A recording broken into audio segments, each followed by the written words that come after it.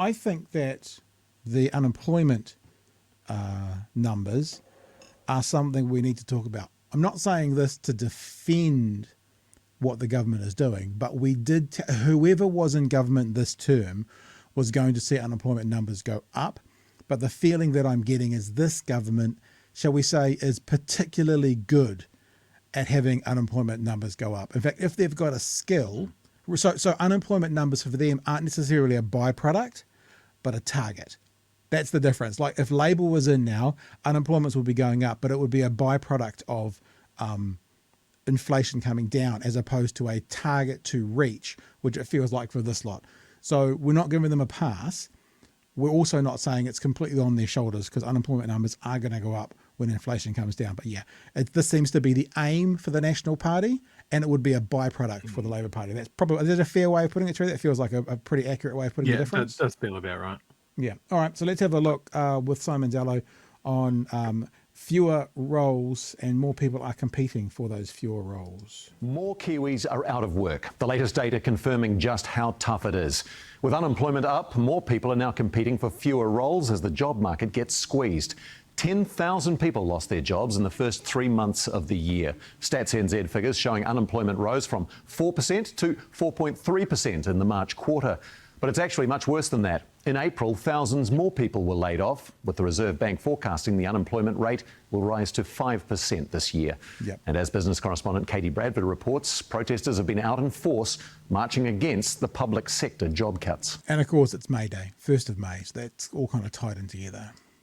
A May Day tradition, workers taking to the street.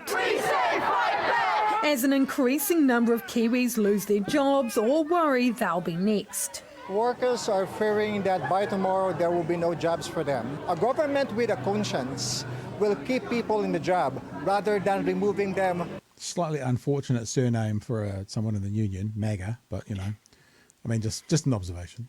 From the workforce. That sentiment echoed in the capital, where the government slashing of the public sector is hitting the hardest. They did not vote for people losing their job.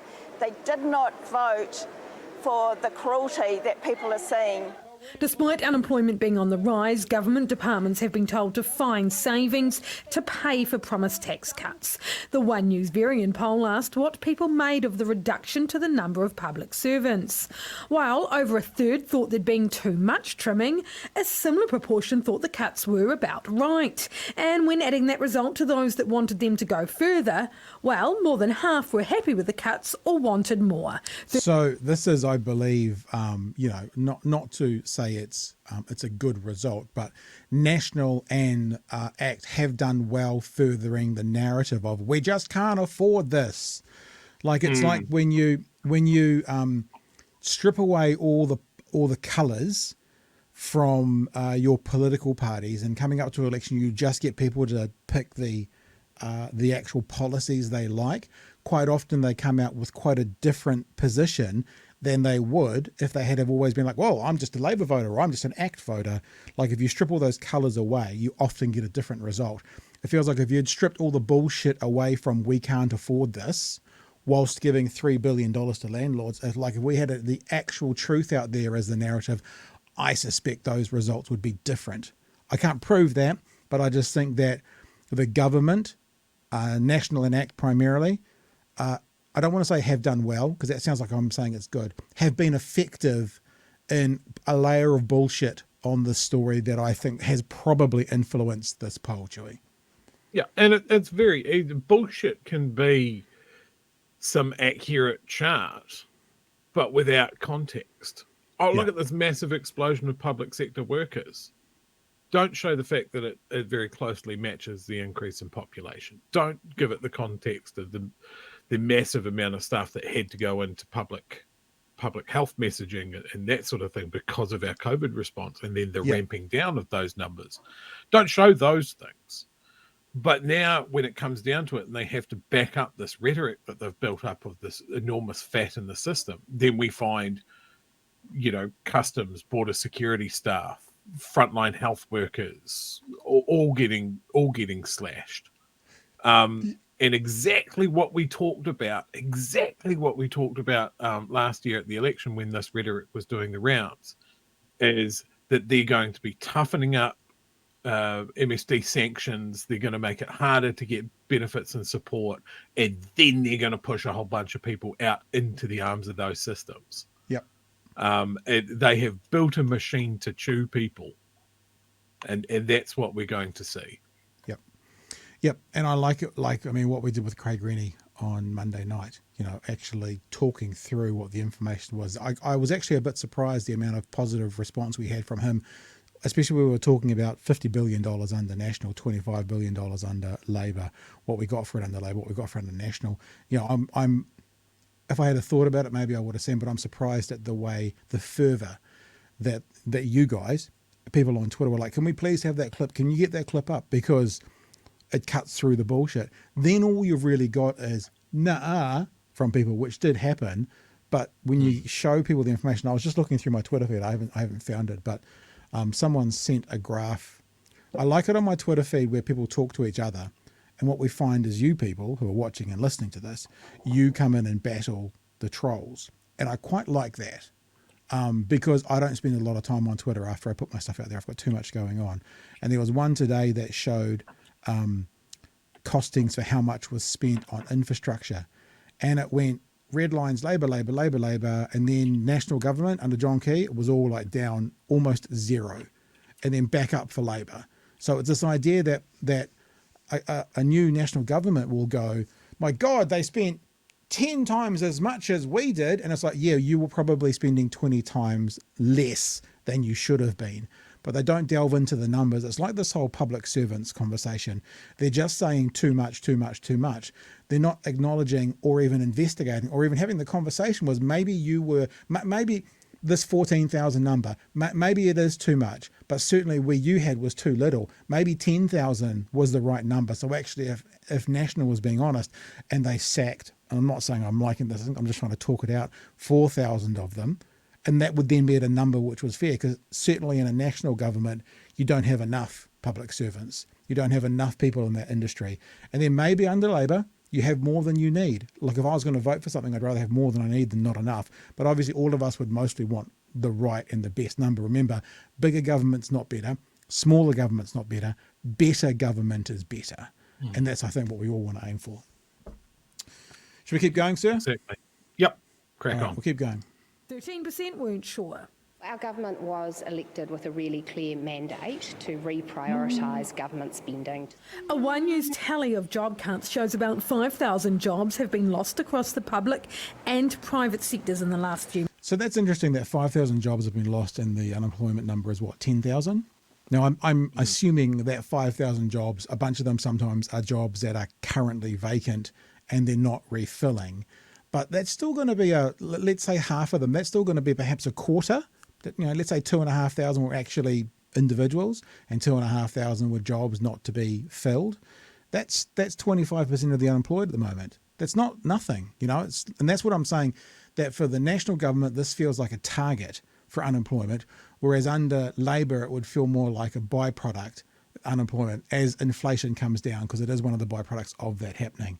I mean, if this government has contributed 15, 20, 25%, even 10% of the number of unemployed people today, then that's a big concern. It's a big concern, especially, and we'll keep saying this, when they could have kept going for the time being as to where they were, rather than giving $3 billion back to landlords, Chewy. They could have easily kept on going if they wanted to, but they don't want to, because it's a target for them, that money, not a byproduct. There's that money. There's also other money that's been identified, but, they would rather absolutely rip through people's lives and absolutely have a negative effect on how people are going to deal with government departments going forward. Yeah. Because there aren't, recent news, it's going to take, 2-3 months to get a new passport? I'm sure them slashing public sector workers is going to improve that through, I assume, magic. Yeah. Magic, fairy dust, and fairy bread. Wishy thinking.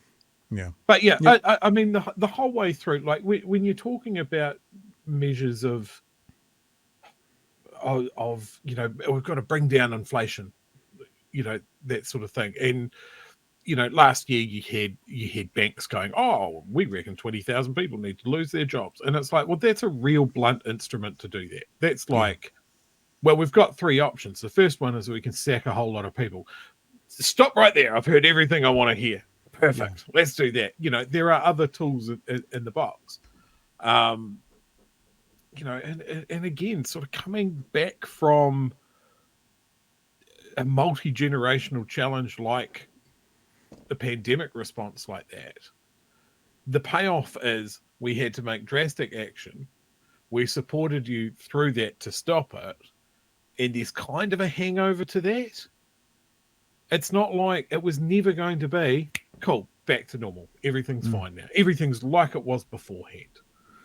Yeah. And that could be the unemployment rate. That could be the rate of inflation. But when we talk about this cost of living crisis, it's only a cost of living crisis for us. Yeah. The businesses are still making the profits. The supermarkets are still making their profits. The banks are still making their profits. They're making money hand over fist, just like they have all the way through. The only people doing it tough is us. And the only people that are paying the price are the people that are going to lose their jobs to make sure that inflation comes down while maintaining those fat P&L statements for these companies. You talk about the banks making their profits, and it comes up in this conversation about cost of living and people cutting their cloth. I've just rolled over. I'm very, very lucky. I have a very considerably lower mortgage than many people. Certainly if you lived in Auckland or Christchurch or Wellington. But my figures have just rolled over. And I'm paying $150 a week more. Now, some people are going to laugh at that and kind of go, "Bah, I'm paying $800 a week more." I'm like, yeah, I know, I get it, but still $650 more a month on a small mortgage is not insignificant. It's not like, oh, sweet as, I had that in change down the back of the couch anyway. So people who are in Auckland or have recently bought houses, and are seeing that interest rate jump when they're refixing, I can't see. Like, honestly, if I was your average house price in Auckland, you'd multiply that by about 4. So yeah, that it could be if you had $1 million, it could be $600 a week more than what you're already paying. Yeah, more. There's news recently this week that more people are missing their mortgage payments or reaching out to their banks for payment plans and stuff like that. Yep. That's only going to increase. Yeah, like people have been refixing. They might have locked in for 2 or 3 years, and now those are coming due, and some of those are big jumps. Yeah, that was me. I was on about 4%, and it's now I'm actually floating today, and it's 8.5, and I'm about to fix for 6 months, and it's about 7.3. And the reason I'm only fixing for 6 months is it's not going to be higher than that. I mean, there's a 3-year one for 5.99 at the moment. I think that as interest rates come down and the OCR slows down, the rates at the bank will slow down. By the way, this is not financial advice for anybody watching. This is just my thoughts, what I'm doing. So I'm only going to fix for 6 months and then reassess, because I think it will continue to trend down. Unfortunately, as unemployment continues to trend up, and that's a part of this equation around inflation as well. We'll keep going, We'll keep seeing what these guys have got to say in this cheery story. Months. And while we've now hit the highest unemployment rate in 3 years, it's expected to keep climbing. Unfortunately, the medicine to get rid of inflation is you beat the economy up. That means weak growth, that means less profits, that means less tax, that means pressure on government, local authorities, means pressure on households, and unfortunately it means a higher unemployment rate, and there's going to be both economic and social consequences. Most of the decisions this government are making are contributing to making that worse rather than making it better. They're making bad choices. They don't need to be laying off a whole lot of people right now. These students were wandering past the Wellington protest and decided to join in. It's unfortunate, really. Like, you see how many people here are clearly affected by that. I just say to any New Zealander who loses their job, we sympathise with you, and we want this to be an economy where you face good opportunities. Because it's hard for all of us. Before the election, I couldn't take my children to the movies. But now, with my pay rise and my $400,000, $300,000, I think I can sneak by. So I feel your pain. We're with you, New Zealand. We're with you. Listen to us, because we matter. Voices hoping to be heard before more of them join the job-seeking queue. As we heard, Katie, unemployment is expected to keep rising. The Reserve Bank saying, 5% this year. In your crystal ball, just how high is it likely to go? Well, this is also slightly higher than was expected, that 4.3%. And as always, the people who are hit hardest are women, young people, Māori Pacifica. Those are the ones who are losing their jobs first. Wages are still growing slightly, and that has slowed down as well. No surprises there. People are still getting pay rises, just not as high as we saw. But there is more bad news to come. The Reserve Bank predicting unemployment to hit about 5%. Other economists saying 5.2% by the end of the year. Crucially, though, 5.5% by the end of next year. That is thousands and thousands more Kiwis expected to lose their jobs. Tough times ahead. People also facing tough times when it comes to mortgage repayments. Yes, the Reserve Bank also released today its 6-monthly financial stability report that looks at how well banks and financial institutions can weather against economic shocks or climate change, etc. Big shocks, basically. But it touched on that issue of mortgage holders finding themselves in distress. Now, these are people who may have had to change the way they pay for their mortgages. They took out big loans and simply can't afford them right now. A lot of those people are worried about their jobs or losing their jobs, losing hours, etc. And that number is creeping up, the number of people in arrears. It was about 0.2% in 2022. It's gone up to 0.5%, expected to go up from there again over the next little while. Not as high as the GFC, but that's still not good news if you're any of those people. The Reserve Bank also touched on that unemployment rate today. Not surprised by it. The economy is cooling. It needs it to cool to battle inflation. That, of course, means interest rates are probably going to stay high until early next year. But we'll have more of that from the Reserve Bank in a couple of weeks' time when they release their next OCR decision. And that comes just before the budget, where, of course, the pressure is on the government to do something to relieve some of the pressure from people. All eyes on that space. Thanks very much for that, Kate. There you go, Chewy. That's pretty much the story. There's more to show about this, which I will show about this as well, including they talked about what the polls were looking at for this week as well, the reaction to the poll, and also just want to point out once again how hard this has been for the politicians, Chewy. We're going to do that as well in this part of the conversation. But you have a crack first, sir. I have a couple of things to point out. Like, they will always, and I understand the reasons why, they will always talk about these things in terms of percentage points, and it's gone up 0.2% and mortgage defaults and all of that sort of stuff. Every one of those little fractions of a percentage is a real family, is a real person. Dozens of real families. Yep. And that's why I've had such a visceral reaction to Nicola Willis being somewhat gleeful at times of swathes of public servants losing their jobs, and other ministers, almost crowing about the death of News Hub and all of this sort of stuff. It is someone's life getting upended. We think of the numbers, we don't think of the people. And it's something that I read a wee while ago. I think this was the late 80s, early 90s, when the huge sackings of major businesses. I think in the late 80s, factories closed and state-owned enterprises being sold off and people laid off and that sort of thing. The effect that has on the community, and I don't sort of mean like the economic depressive effect. I mean the depressive effect it has on a community. It was so brutal here in New Zealand. It was something that was studied.